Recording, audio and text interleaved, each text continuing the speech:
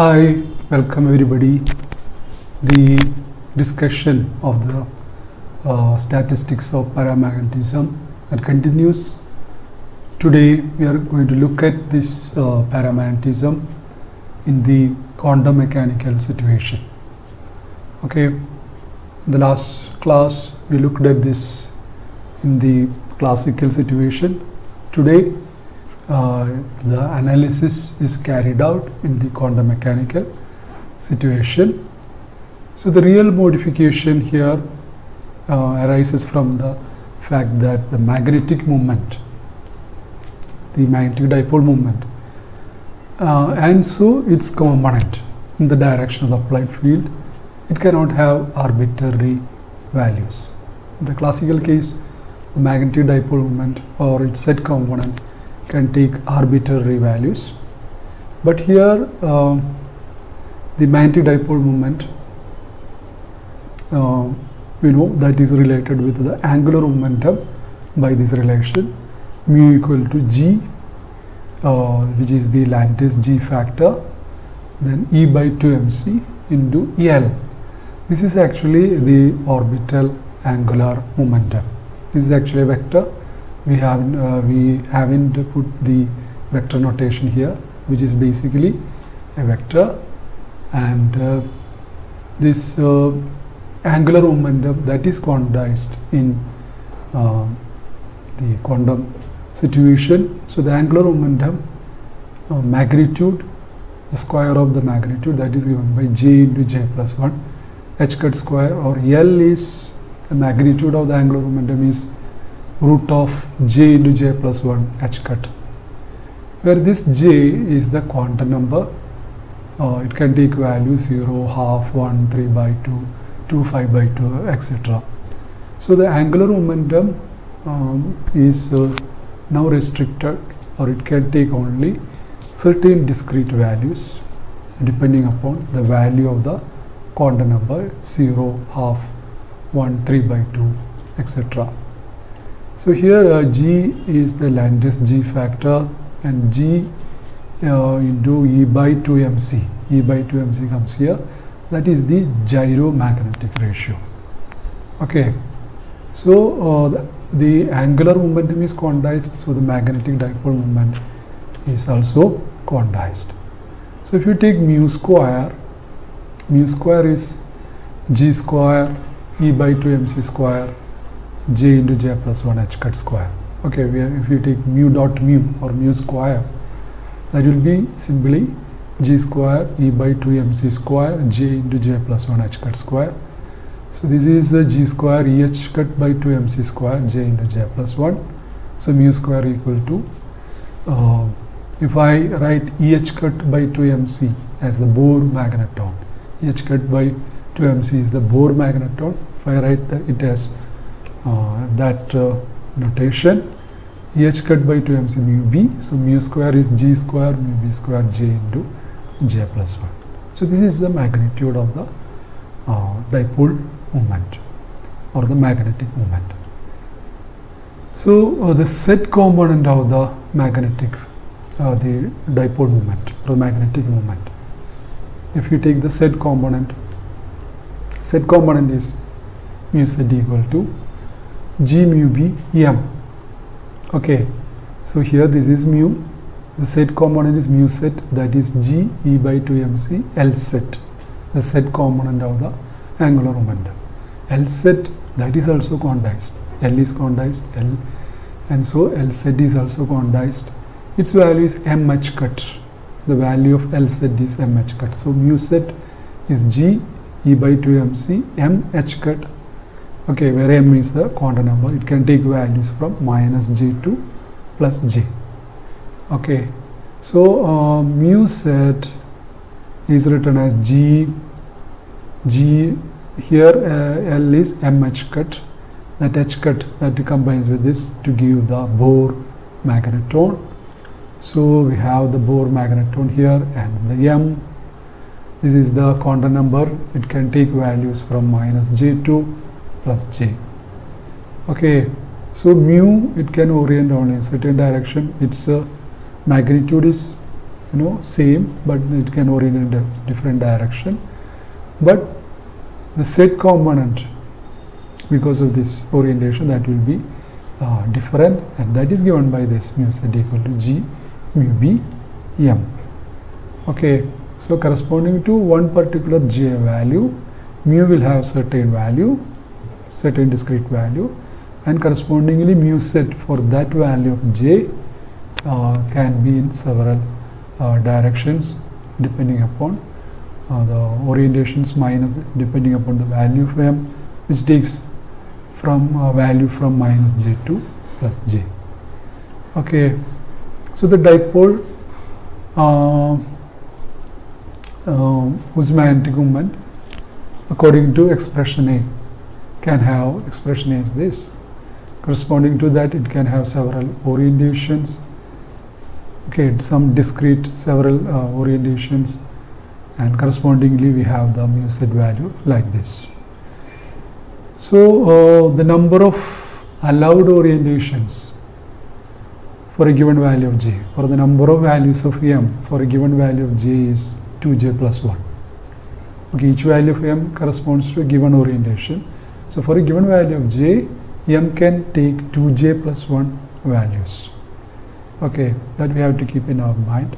Now using that, we determine the single dipole partition function. So we are determining the single dipole partition function, which is Q1 beta equal to sigma M equal to minus J2 plus J exponential beta G mu B M H. H is the magnetic field. So actually this comes from this expression sigma summation over the different possible states e to the power minus beta. Here for Hamiltonian, for the energy, I am writing minus mu dot H. So in the magnetic field H, a magnetic dipole moment mu will have energy minus mu dot H. So that is here written here. So minus mu dot H is mu z H. Okay, this is mu z H. Sorry, mu dot H is mu z H. Okay, so the z component, the component of the dipole moment along the magnetic field, and as this negative sign combines with this negative sign, we have exponential beta mu z H. So that is written here mu z. Mu z is what? Mu z is G mu B M. Okay, mu z is G mu B M, and beta there, and this M can take values 2J plus 1 values from minus J to plus J. So this is our single particle partition function, or single dipole partition function.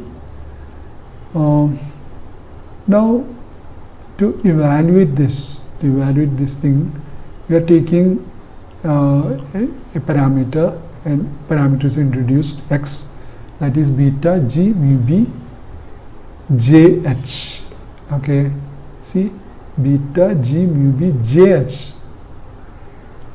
H. So here beta G mu B H is there. Okay, so what will be beta G mu B H? That will be x by J. So we will be getting Q1 beta as equal to M equal to minus J2 plus J e to the power mx by J. So this is the single dipole partition function. So this has to be evaluated. M can take values from minus J2 plus J. So this is going to be a kind of geometric progression. Okay, this is going to be geometric progression, or geometric progression like this. A, the first term, then R, the ratio of the terms to the power k, where k changes from 0 to n minus 1. As we sum this geometric series progression, the formula is A, the first term, that ratio to the power n. N is the total number of terms in this sum. Small n is the total number of terms in this sum, minus 1 to the over r minus 1. So we are using this formula. Here the first term is when m equal to minus j, we put m equal to minus j, that will be equal to e to the power minus x. So a is e to the power minus x, and this ratio is e to the power x by j, because the first term is e to the power minus x, the second term is e to the power minus j plus 1 minus j plus 1, m will be minus j plus 1 into x by j. So as we divide, we will get r, the common ratio, as e to the power x by j. So that we are using in this equation here. So q1 beta, that will be equal to the first term e to the power minus x, then e to the power x by j, common ratio, and n is the total number of terms in this series. Here 2j plus 1 terms are there, so 2j plus 1 minus 1 over e to the power x by j minus 1, and then we simplify this thing and we arrive at this relation, final relation, e to the power 2j plus 1 x by 2j.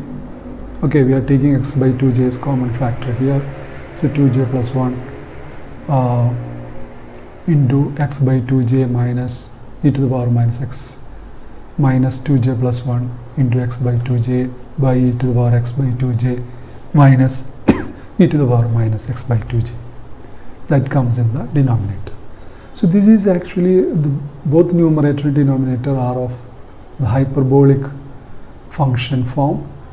So what we do is we divide both numerator and denominator by 2. So 2 will come here. As the 2 comes here and the 2 comes here, we have this as, this is actually sin h. Okay, sin h of 2j plus 1 x by 2j. Okay, and the denominator is sin h of x by 2j. So this is the numerator and this will be the denominator, because this is of the hyperbolic function form. Now the average magnetization in the field direction, the magnetization is given by, as we did in the classical case, n, the total number of dipoles in the system, and do the average value of the magnetic dipole moment. That we know that is equal to this minus dou A by dou H, where A is the Helmholtz free energy. This Helmholtz free energy can be also written as, we know that is equal to minus nkt log q1. Helmholtz free energy is minus nkt log q1. So this equation now becomes nkt dou by dou H of log q1, where q1 is the single particle partition function. So this m set, now it is given by nkt dou by dou H of log q1. q1 we have calculated, q1 is this. This is q1.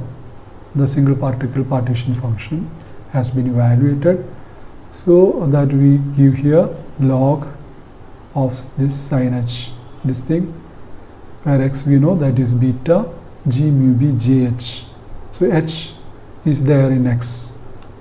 So as we partially differentiate, we have to differentiate x, which has h in it. So this is a log of this. So I am writing this as a log of the numerator sin h 1 plus 2j 1 plus 1 by 2jx minus log sin h x by 2j. Okay, and I differentiate this partially with respect to h. So 1 by sin h 1 plus 1 by 2j of x. Then as I differentiate cos x, I have to differentiate with respect to h. Now as we differentiate, we have this n by beta. As we differentiate, we have this n by beta into this. This becomes actually the quote of this, quote h 1 plus 1 by 2jx. Then we are taking this beta g mu b j as common factor, so that goes outside the bracket. Here also we have quote h. Anyway, this beta, that will get cancelled with this beta in the numerator, in the denominator, or the kt in the numerator. So that will get cancelled. We will have ng mu bj into this. So what lies in the square bracket? Okay, this thing is the Brillouin function. This is actually called the Brillouin function. which is Bj of x. In the classical case, we have seen the Langevin function. Here we have the Brillouin function Bj of x. This is a Brillouin function of order j. So Bj of x is given by this. For high temperature and weak fields, okay, x we know, x is this beta g mu b j h. For high temperature, when temperature is high, this will be small, beta will be small, and when the field is very low, the applied magnitude is very low, then the x will be small. Okay, when x is small, okay, when x is far less than 1 for high temperature and weak fields, this Brillouin function can be approximated as 1 by 3 into 1 plus 1 by j into x. Okay, so that is actually we are plotting Bj of x against x here, x much less than 1 in this region. Okay, this is for various values of j. This is for j equal to 0, this is for j equal to half, this is for j equal to 1, and for various values of j we have plotted the Brillouin function, and for x much less than 1, that is in this region. Here x is 1, in this region x is much less than 1. For that, Bj of x can be approximated by this 1 by 3, 1 plus 1 by j of x.